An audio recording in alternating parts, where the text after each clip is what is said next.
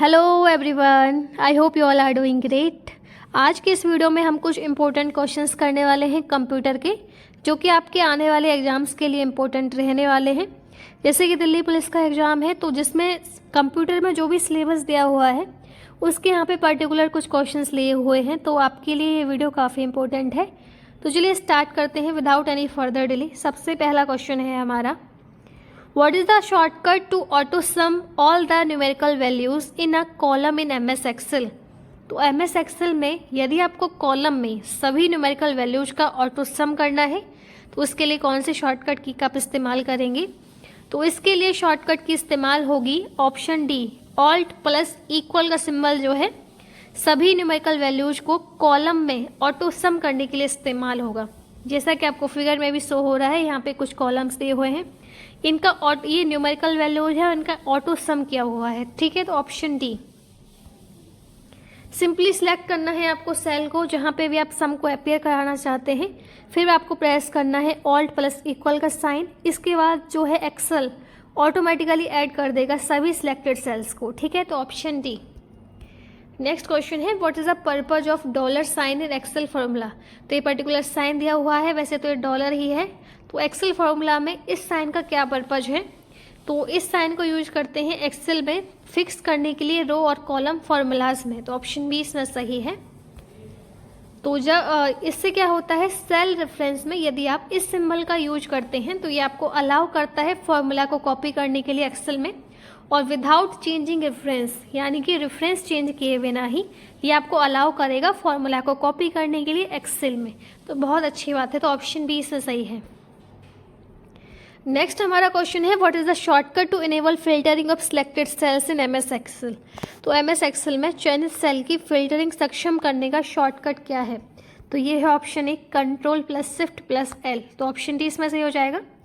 तो आप इस कीबोर्ड शॉर्टकट का इस्तेमाल कर सकते हैं यदि आपको फिल्टर डायलॉग बॉक्स को ओपन करना है कंट्रोल शिफ्ट प्लस L का। तो यहाँ पे जो भी एक्सेल में शॉर्टकट की इस्तेमाल होती है इनको देख लीजिए। वैसे तो और भी तरीके हैं पर्टिकुलर चीज़ को ओपन करने के, लेकिन इनमें से ये भी तरीके हैं जो मैंने यहाँ पे लिखे हुए हैं। तो आप कंफ्यूज नहीं होना है कि इसको तो इस तरीके से भी ओपन किया जा सकता है। जी बिल्कुल किया जा सकता है, लेकिन यहाँ पे जो मैंने शो की है इनको देख लीजिए एक बार। क्लोज करना है वर्क बुक को, तो इसके लिए इस्तेमाल होगा कंट्रोल प्लस W। ओपन करना है वर्क बुक को, तो इसके लिए इस्तेमाल होगा control plus O। Page layout tab पे जाने के लिए इस्तेमाल होगा ऑल्ट प्लस P का। Go to the view tab, इसके लिए इस्तेमाल होगा ऑल्ट प्लस W का। कॉन्टेक्स्ट मेनू को ओपन करने के लिए शिफ्ट प्लस F10 का इस्तेमाल होता है, और फॉर्मूला टैब पे जाने के लिए ऑल्ट प्लस M का इस्तेमाल होता है। हाइड करना है सिलेक्टेड रोज को, तो इसके लिए कंट्रोल प्लस 9 का इस्तेमाल होता है।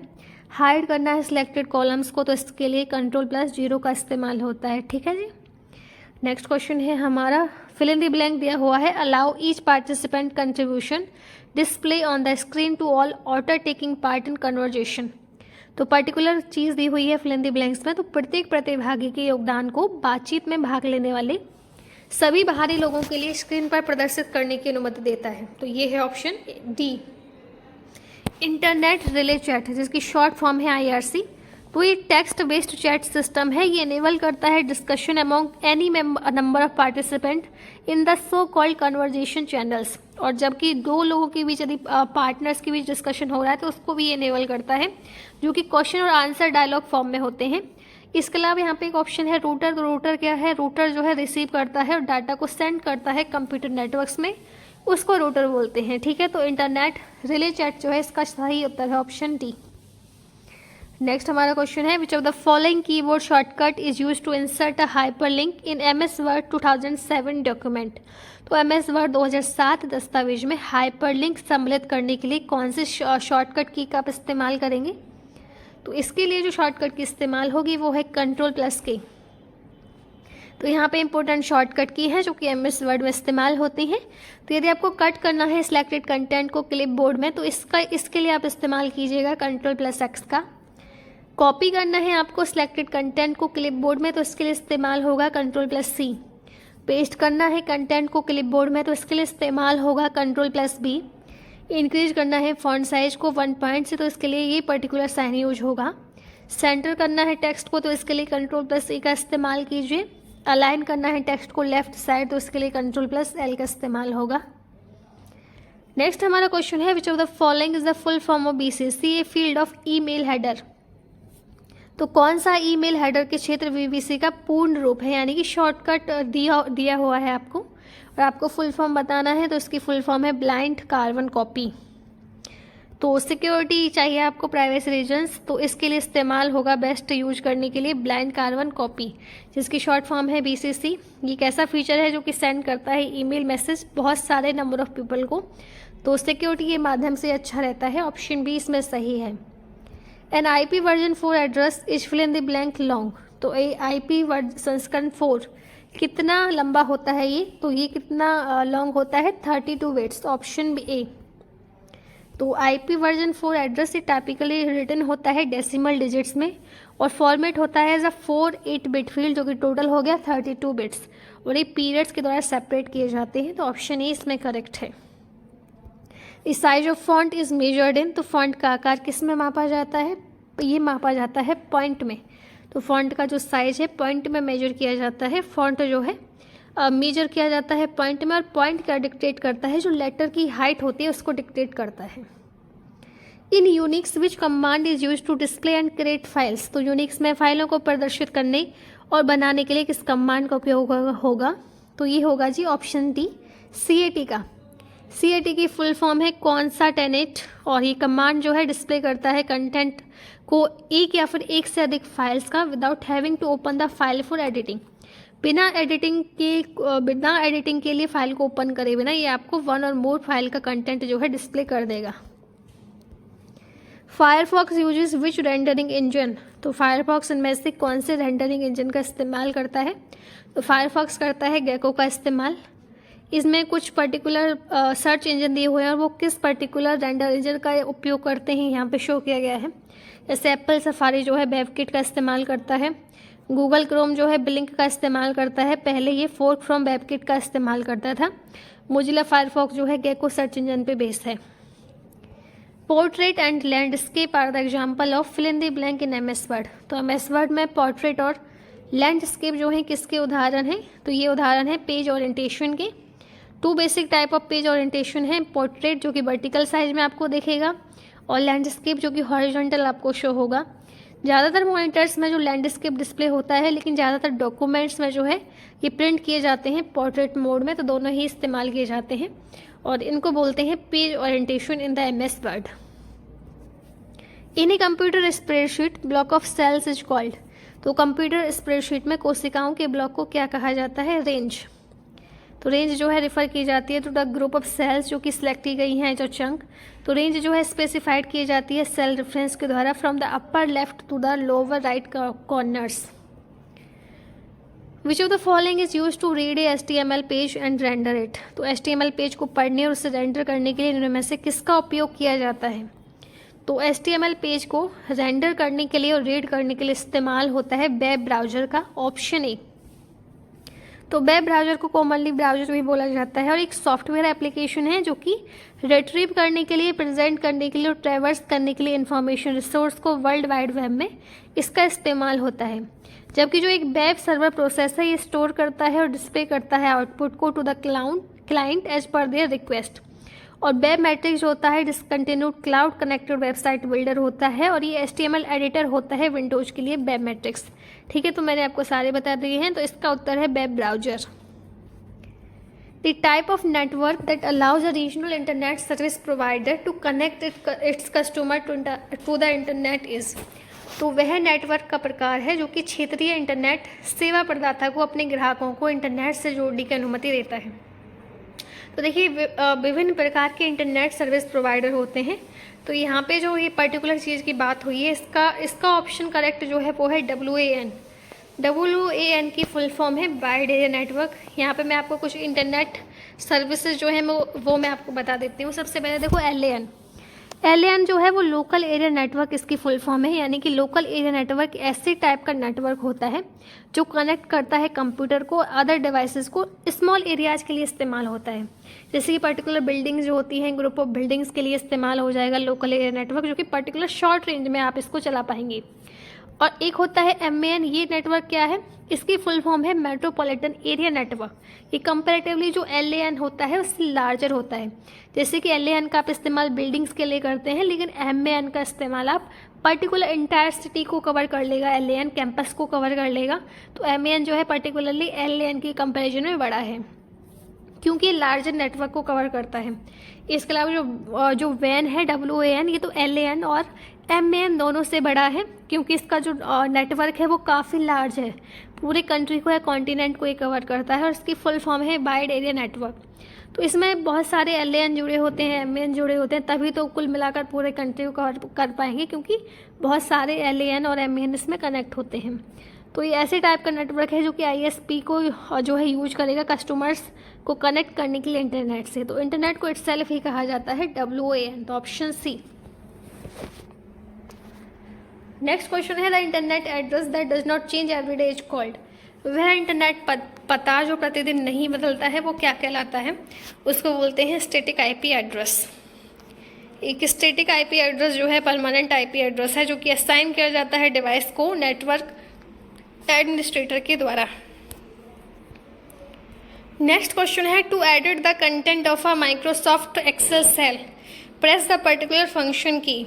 यदि आपको माइक्रोसॉफ्ट एक्सेल सेल में सामग्री को संपादित किया जाएगा आपके लिए, तो कौन सी फंक्शन कुंजी इसमें इस्तेमाल होगी। हिंदी में कुछ अलग इसका मतलब है। ऑप्शन डी F2 का इसमें इस्तेमाल किया जाएगा। तो यहाँ पे पर्टिकुलर कीज है, जैसे कि F1 का इस्तेमाल होता है डिस्प्ले करने के लिए हेल्प मेन्यू को करंटली एक्टिव विंडो के लिए, और F2 का इस्तेमाल क्यों होता है, तो ये होता है कंटेंट को एडिट करने के लिए माइक्रोसॉफ्ट एक्सेल सेल में। नेक्स्ट क्वेश्चन है which of the below statement is correct in case of a title of blog post. तो ब्लॉग पोस्ट के शीर्षक के मामले में इनमें से कौन सा कथन सही है। तो ये तीनों जो है सही हैं। क्यों सही है, तो इसमें जो है ब्लॉग पोस्ट में कंटेंट का डिस्क्रिप्शन होना चाहिए, तभी तो कोई व्यक्ति देखेगा कि आप कंटेंट का डिस्क्राइब कर रहे हैं।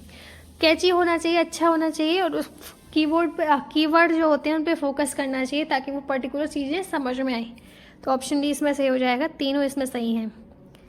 चलिए नेक्स्ट बढ़ते हैं। In order to change the style of blog which of this language is used. तो ब्लॉग की शैली बदलने के लिए इनमें से किस भाषा का प्रयोग होता है, तो ये होता है ऑप्शन बी CSS का।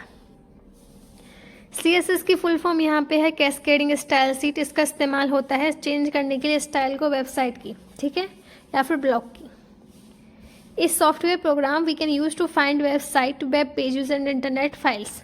तो कौन सा सॉफ्टवेयर प्रोग्राम है जिसका इस्तेमाल होता है वेबसाइट को, वेब पेजेस को, इंटरनेट फाइल को फाइंड करने के लिए, तो ये है ऑप्शन सी सर्च इंजन। तो सर्च इंजन जो है स्पेशल काइंड का वेबसाइट है जो कि हेल्प करता है यूजर को वेब पेजेस को फाइंड करने के लिए अदर वेबसाइट से, और वेब ब्राउजर जो है यूज करता है सर्च इंजन का रिट्रीव करने के लिए और इन्फॉर्मेशन को व्यू करने के लिए वेब पेजेस से फ्रॉम द वेब सर्वर। तो कुछ वेब ब्राउजर यहाँ पे दिए हुए हैं, मोजिला फायरफॉक्स, नेटस्केप नेविगेटर और Google Chrome. The default connection type used by HTTP is. तो HTTP द्वारा उपयोग किया जाने वाला डिफ़ॉल्ट कनेक्शन कौन सा है, तो इसको बोलते हैं परसिस्टेंट। जो डिफ़ॉल्ट कनेक्शन टाइप HTTP के द्वारा यूज होता है वो परसिस्टेंट होता है। तो डिफ़ॉल्ट कनेक्शन जो है HTTP कनेक्शन जो है इश्यू होता है परसिस्टेंट कनेक्शन के साथ, ठीक है। नेक्स्ट क्वेश्चन है the number of object in web page which consist of 4 JPEG image और HTML टेक्स्ट इज। तो एक वेब पेज में ऑब्जेक्ट की संख्या जिसमें 4 JPEG इमेज और HTML टेक्स्ट होते हैं कितनी होती है, 5। नेक्स्ट क्वेश्चन है time taken by a packet to travel from client to server and then back to the client is called. एक पैकेट द्वारा क्लाइंट से सर्वर तक और फिर क्लाइंट तक वापस आने में लगने वाले समय को क्या कहा जाता है, ऑप्शन बी RTT।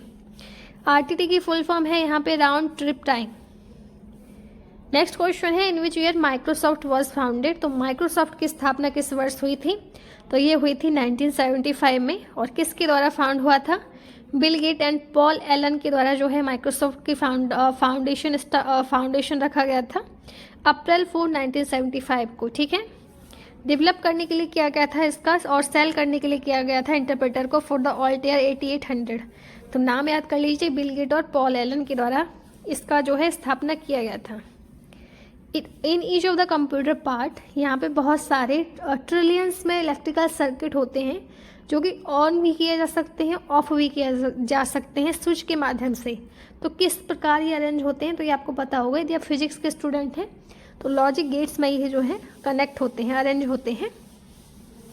तो सभी इलेक्ट्रिकल सर्किट जो है लॉजिक गेट में अरेंज होती है ताकि दूसरी सर्किट को ये कंट्रोल कर सके। What is the name of first vacuum tube invented by Lee de Forest in 1906? तो 1906 में ली डी की फॉरेस्ट के द्वारा इन्होंने पहली वैक्यूम ट्यूब का इन्वेंशन किया था। तो इसका क्या नाम इन्होंने रखा था? इसका नाम इन्होंने रखा था ऑडियन।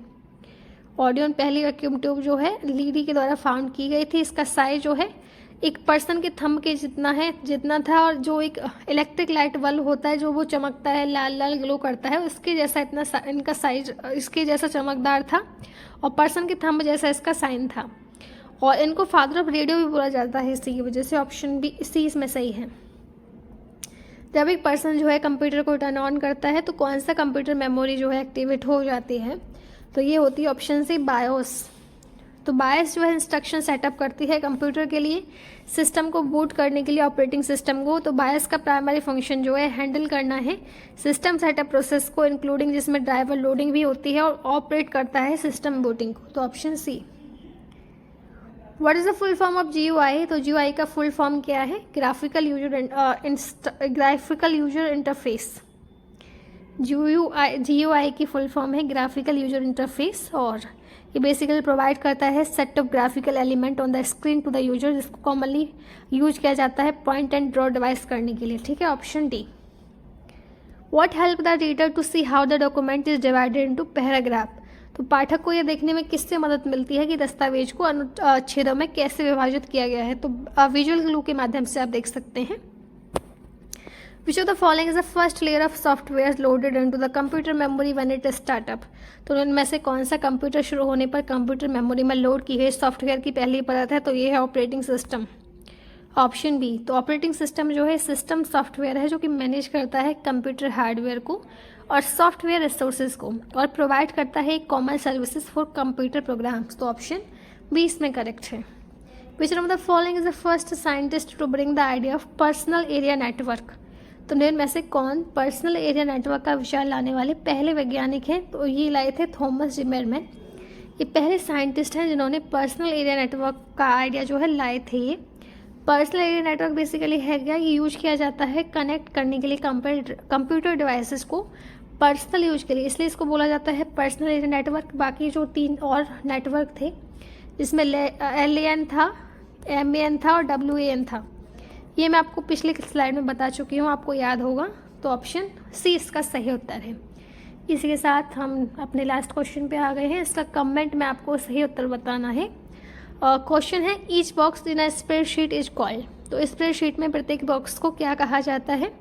Cell, empty space, record, field, या फिर में से कुछ नहीं। तो thank you so much for watching this video. इसी के साथ ये वीडियो हमारी समाप्त होती है।